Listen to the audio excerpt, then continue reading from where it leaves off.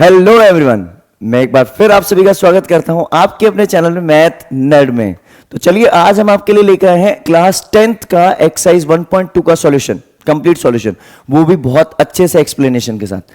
तो अगर आपने हमारे चैनल को अभी तक लाइक शेयर और सब्सक्राइब नहीं किया है तो इसे लाइक शेयर सब्सक्राइब करना ना भूलें। प्लस इस चैनल पर आपको 9 से लेकर 12 तक कोर और अप्लाइड मैथ्स दोनों के सॉल्यूशंस मिलने वाले हैं, एक्सप्लेनेशन मिलने वाला है। तो डेली आपको वीडियोस मिलने वाले हैं, तो और भी इंटरेस्टिंग वीडियोस मिलने वाले हैं। तो आप जल्द से जल्द से लाइक शेयर सब्सक्राइब करना शुरू कर दें। और यहां पर आपको complete entire specially board classes के लिए 10th और 12th के लिए ध्यान रखना, आपको केस स्टडीज, असर्शन, रीजन, सारे टाइप के क्वेश्चंस मिलने वाले हैं। तो आप इसे जल्द से जल्द शेयर करना ना भूलें। ये जो एक्सरसाइज हमारी एक्सरसाइज 1.2 बेसिकली बोर्ड एग्जामिनेशन में ये एक्सरसाइज हमारी मेनली हमसे 5 मार्क्स का ऐसा क्वेश्चन निकल रहा है। पिछले 2 साल हमारा क्वेश्चन यहां से निकल रहा है। और अगर आपने हमारा फर्स्ट एक्सरसाइज का सॉल्यूशन एक्सप्लेनेशन नहीं देखा है तो डिस्क्रिप्शन बॉक्स में जाकर चेकआउट कीजिए उसे। तो चलिए अब हम डिस्कस करते हैं यहां पे prove the given number is irrational number. तो जब भी हमें इरेशनल प्रूव करना है हम इसका क्या चलेंगे, उल्टा लेके चलेंगे। हम इसकी कॉन्ट्राडिक्टरी कंडीशन लेके चलेंगे। तो हम लिखेंगे let the given number be a rational number. अब आप सबको पता है कि अगर मैं किसी नंबर को रैशनल नंबर मान लेता हूं तो उसको हम किस फॉर्म में लिखते हैं, पी बाई क्यू की फॉर्म में। तो हम इसको ले लेंगे, अगर इसको मैं रैशनल लेता हूं तो उसको √5 को मैं क्या लिखूंगा, √5 equal to a by b, p by q, जो भी आप लिखना चाहें आपकी चॉइस है। अब यहां पे जब आप लिखोगे तो उसको हम लिखेंगे where a and b are को प्राइम इंटीजर्स। जहां पे हम इसको क्या बोलेंगे, ए और बी क्या है, को prime integers, and b is not equal to 0। इस चीज का ध्यान रहे विशेष करके कि आपको यहां पर ये जो कंसेप्ट है जो हमने लिखा है ये लाइन अच्छे से लिखनी है। इसके भी मार्क्स मिलते हैं, स्टेप मार्किंग होती है, इस चीज का ध्यान रहे, ठीक है। तो चलिए आगे चलते हैं। फिर हमने यहां तक काम कर लिया, ठीक है। अब हम बात करते हैं इसके आगे, इसके हम आगे बात करते हैं। तो चलिए यहां तक हमने जब लिखा तो अब इसको हम क्रॉस मल्टीप्लाई करते हैं ताकि यहां से रूट हटाना पड़े। तो रूट हटाने के लिए स्क्वायरिंग करनी पड़ेगी, बट पहले हम क्रॉस मल्टीप्लाई करते हैं। तो क्रॉस मल्टीप्लाई करते हैं क्या हुआ, ये हो गया √5b इक्वल टू ए। दोनों तरफ क्रॉस मल्टीप्लाई किया हमने, स्क्वायरिंग बोथ द साइड्स। तो स्क्वायरिंग बोथ साइड्स, अगर मैं दोनों साइड स्क्वायरिंग कर दूं तो होगा क्या, ये बन जाएगा 5b स्क्वायर, √5 का स्क्वायर 5 और b का स्क्वायर b स्क्वायर, और यहां हो गया a स्क्वायर। अब क्या होगा सर, अब देखो एक चीज बताओ मुझे, अगर मैं बोलता हूं कि एक नंबर है b स्क्वायर, उसको एक नंबर डिवाइड कर रहा है 5, मतलब एक नंबर b स्क्वायर है, किसी नंबर का स्क्वायर अगर 5 से डिविजिबल है तो वो नंबर भी 5 से डिविजिबल होगा। लेट सपोज मैंने लिखा 15 का स्क्वायर अगर 5 से डिविजिबल है तो ये 15 भी 5 से डिविजिबल होगा। ये तो सबको क्लियर है ना। तो हम इसमें क्या कंसेप्ट अप्लाई करेंगे, यही कंसेप्ट अप्लाई करेंगे कि हम क्या लिखेंगे, एज वी नो, क्या लिखेंगे, एज वी नो, हमें पता है, क्या पता है, हमें ये पता है कि अगर ये इस फॉर्म में लिखा है तो हम इसको लिख देंगे a स्क्वायर अपॉन 5 लिखेंगे। इसका मतलब a square as a square is divisible by 5, then a is also divisible by 5। तो a भी किससे डिविजिबल होगा, 5 से डिविजिबल होगा या नहीं होगा। अरे सोचो आप, अगर एक नंबर का स्क्वायर 5 से डिविजिबल है तो वो नंबर खुद भी तो 5 से डिविजिबल होगा। अगर ऐसा होता है इसका मतलब a अगर 5 से डिविजिबल होगा, जैसे मैंने बोला 15 डिवाइडेड बाय 5 तो कितना आता है 3। अगर मैं बोलता हूं 25 डिवाइड बाय 5 तो कितना आता है 5। अब आपको a की एग्जैक्ट वैल्यू पता है, नहीं पता है, इसका मतलब जब आप a को 5 से डिवाइड करोगे तो आपको कोई एक नंबर मिलेगा, that is called, let suppose r, what we call that, let suppose it is r, या c ले लो, कोई दिक्कत नहीं है, c ले लो, a b c ज्यादा आसान रहेगा। c ले लिया हमने, इसका मतलब मैं इसको क्रॉस मल्टीप्लाई करा दूं तो a इक्वल टू क्या बन गया 5c। अब एक रिलेशन ये निकल के आया, एक रिलेशन मेरे पास ये रहा, कौन सा, ये वाला रिलेशन, ये देखो, ये वाला, ये देखा, ये जो रिलेशन है इसको मैं इक्वेशन नंबर 1 देता हूं, इसको मैं इक्वेशन नंबर 2 देता हूं। तो from equation number from equation 2 put a equals to 5c in equation number 1। अब जो हमारी इक्वेशन 1 है इसमें अगर हम देखें तो हमारे पास क्या लिखा है 5b स्क्वायर, और a की जगह मैं क्या रिप्लेस कर रहा हूं 5c। तो अगर मैं इसको स्क्वायरिंग कर दूं दोनों तरफ तो 5b square equal to 25c square. जब मैंने इसको ऐसे सॉल्व किया तो मुझे क्या पता चला, मुझे पता चला कि sir 5/25 equal to c square. It means b square upon 5 equal to c square. अब एक चीज देखो, थोड़ी देर पहले मेरे पास आया था कि a स्क्वायर 5 से डिवाइड हो रहा है, अब कौन डिवाइड हो रहा है 5 से c स्क्वायर। तो इसका स्क्रीनशॉट लेना हो ले लो, फिर मैं आगे और करवाता हूं। ले लिया, चलिए।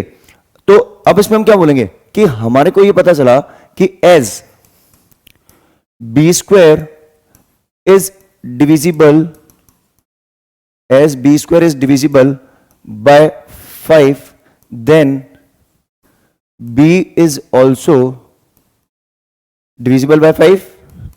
होगा या नहीं होगा? अरे बोलो, अगर किसी नंबर का स्क्वायर 5 से डिविजिबल है तो वो नंबर भी 5 से डिविजिबल होगा। तो हम क्या बोलेंगे then it shows, ये क्या शो कर रहा है, ये एक चीज शो कर रहा है, बताओ ये ऐसे क्या शो कर रहा है, ये शो कर रहा है कि भैया अगर हमने थोड़ी देर पहले क्या बोला था, यहां देखो हमने बोला था a और b क्या है कोप्राइम इंटीजर्स है, हमने यहां बोला था कोप्राइम इंटीजर्स। अब आपको कोप्राइम इंटीजर अगर नहीं पता है तो हमारा वीडियो देख लीजिए, एक्सप्लेनेशन वाला डिस्क्रिप्शन बॉक्स में है। कोप्राइम इंटीजर्स वो होते हैं जिनमें कोई कॉमन डिवाइजर नहीं है। लेकिन यहां हमने क्या देखा कि जो हमारा a है ये 5 से डिविजिबल है, जो हमारा b है ये भी 5 से डिविजिबल है। It means it shows a and b are divisible by common factor। What is that common factor? 5। Then a and b are not co-prime। तो a और b क्या है co-prime इंटीजर नहीं है। हमने स्टार्टिंग में अज्यूम किया था ये co-prime इंटीजर्स है, they are not co-prime integers, hence our assumption is wrong। हमारा assumption क्या है wrong है, hence our assumption is wrong। हमारा assumption क्या हो गया wrong। so the given statement is contradiction बन गया। so the given number is then root 5 is n, root 5 is an irrational number, not it is a irrational number। so root 5 is an irrational number। देखो यहां हमने क्या किया, contradiction prove किया हमने। Basically हमने कुछ भी नहीं किया, हमने जो कोप्राइम इंटीजर्स का कंसेप्ट लगा दिया। आपको अगर स्क्रीनशॉट ले लीजिए, हमने क्या बोला कि हमने जो अज्यूम किया था कि a और b कॉमन डिवाइजर नहीं है क्योंकि कोप्राइम इंटीजर है, लेकिन हमें जाकर पता चला कि b और जो मेरा a है ये किसी कॉमन नंबर से डिविजिबल है, दैट इज कॉल्ड 5। अगर ये 5 से डिविजिबल है तो हमारा अजम्पशन क्या हो गया रॉन्ग हो गया। बात समझ आ रही है? तो हमारा अजम्पशन क्या हो गया रॉन्ग हो गया। इसका मतलब हमने जो सोचा था कि जो हमारा नंबर है वो एक नंबर ऐसा है कि वो इरेशनल नंबर होना चाहिए था लेकिन बन गया रैशनल। तो चलिए जल्दी से इसको आप स्क्रीनशॉट लेना ले लीजिए, फिर हम डिस्कस करते हैं next part, next question discuss करते हैं। इसी का नेक्स्ट क्वेश्चन देखिए, ये जो क्वेश्चन है बेसिकली बोर्ड में 3 मार्क्स में 2020 से पहले बहुत बार पूछा गया, लेकिन इसमें थोड़ी एडिटिंग की जाती है। एडिटिंग क्या की जाती है, इसमें क्वेश्चन बोर्ड में आता है तो वहां लिखा होता है वेयर, एक स्टेटमेंट लिखा होता है बेटा जो शायद आपको पता नहीं होगा, where root 5 is an, where root 5 is an irrational number. और फिर ये क्वेश्चन 3 नंबर का हो जाता है 5 की जगह। अब देखो अपने को पहले से दे रखा है रूट 5 क्या है, इरेशनल है, और नहीं देखा है और 3 नंबर क्वेश्चन है तो हम खुद से लिख लेंगे लास्ट में।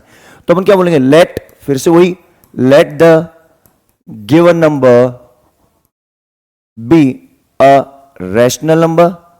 अगर हम इसको क्या मान के चल रहे हैं, रैशनल नंबर, तो अगर इसको हम रैशनल नंबर मान के चल रहे हैं, अगर हम इसको रैशनल नंबर मान के चल रहे हैं तो देखना एक चीज होगी यहां पे। अब क्या चीज होगी सर, तो देखो अगर इसको हम रैशनल नंबर मान के चलेंगे तो होगा क्या, इसको हम लिखेंगे 3 + 2√5 = a/b, और ब्रैकेट में वही रीजन लिखेंगे वेयर a and b